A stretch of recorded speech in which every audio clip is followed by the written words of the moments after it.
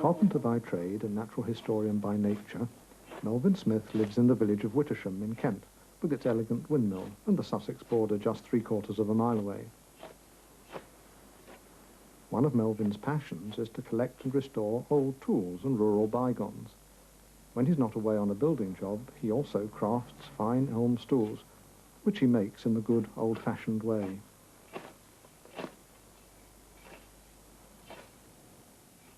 There we are, Jim. Well-built item, used in the marshes, fitted to the bottom of the sole of your boot. Oh, so you've got bottom protection rather than toe protection as you'd have nowadays. That's right. If you were using the spade a lot, you didn't want the spade to wear up through the sole of your boot, so you put that on. Boot protector. And the marshman's life, I guess, was a lot of digging. A lot of digging, yes. And after you've done the digging, if you needed to clean out a big dyke or perhaps a canal, like the military canal we've got along the bottom of the marsh, you'd use a mud truck. Mud would be scooped like that, thrown up onto the bank. Of course, it wasn't all work. You could have some play. And if you was a proper marshman, you could use one of these. Fairly fearsome objects, aren't they? That's an eel shear. Shear? Shear, yes. Some places they're known as spears, but we're known as eel shears this way on. This is a Sussex design. Yeah. And this one? This is, that's a Norfolk design, an East Anglian design. The idea was to spear eels in the mud.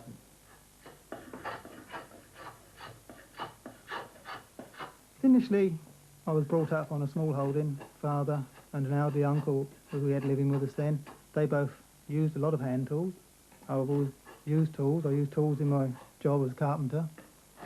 And the wife's grandfather, when he died, his tools came to me, and gradually the collection's built up.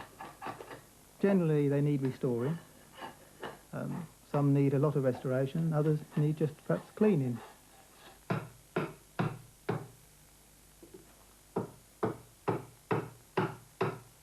The main tool I use to work the elm is the adze, one of the oldest hand tools there is, going right back to probably the Egyptians. One of the most dangerous too, because you need a very sharp edge, and if you're adzing, I very often need to stand actually on the piece of timber I'm adzing, so you're working within perhaps an inch or two of your own feet. People sometimes ask me how many times do I miss with the adze, and my answer always is the same: how many feet have I got? Because you only miss once with the adze.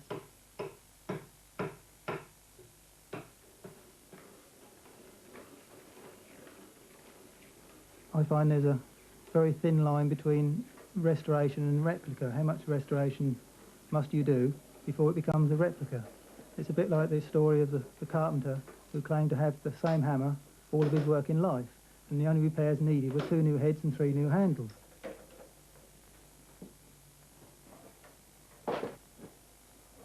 I use elm because, as you say, it is so durable. It doesn't split. And they used to use elm for making coffins, and down in the marshes, a lot of hollow elm logs were used for drainage pipes. So it just shows how durable the elm was. I was born on the edge, on the southern edge of the marsh, the Rother levels, and I now live on the northern edge, you see, so perhaps not quite a marshman, but certainly the marsh is in through the veins as such.